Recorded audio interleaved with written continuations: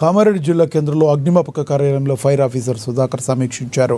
Licence ఉన్న షాపుల్లో మాత్రమే టపాకాయలు కొనుగోలు చేయాలని జిల్లా ఫైర్ ఆఫీసర్ సుధాకర్ ప్రజలకు సూచించారు. జిల్లాలో 94 టపాకాయల షాపులకు అనుమతి ఇచ్చినట్టుగా తెలిపారు.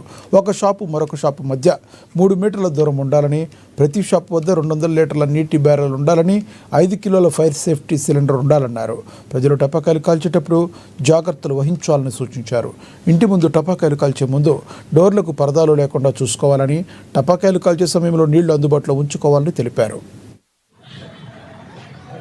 అయితే షాప్ లైసెన్స్ ఎట్లా ఇస్తున్నాం అంటే, షాప్ వేయక ముందుకే లైసెన్స్ ఇస్తున్నాం. ఎందుకంటే ఇది టెంపరీ క్రాకర్ షాప్ కాబట్టి ఫస్ట్ ఎలా వేసుకోవాలి అనేది సూచనలు ఇస్తున్నాం అప్లికెంట్కి. దాంట్లో మెయిన్గా ఏంటంటే రేకుల షెడ్ వేయాలి, కాలే పదార్థంతో షెడ్ వేయొద్దు అని చెప్తున్నాం. మళ్ళీ ఒక షాప్ నుండి ఇంకొక షాప్కు కనీసం 3 మీటర్లు అంటే 10 ఫీట్ల దూరం ఉండాలి అని చెప్తున్నాం.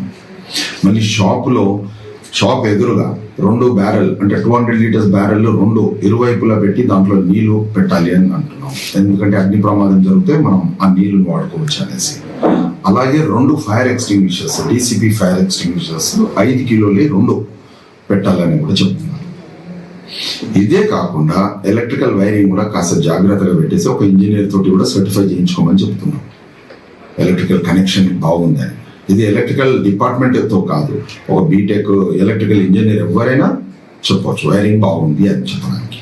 ఎందుకంటే ఎలక్ట్రిక్ ఆరిజిన్తో చాలా ప్రమాదాలు జరుగుతూ ఉంటాయి. అట్లాంటి ప్రమాదం జరగకుండా ఇది ప్రివెంటివ్ మెజర్గా చూస్తున్నాం.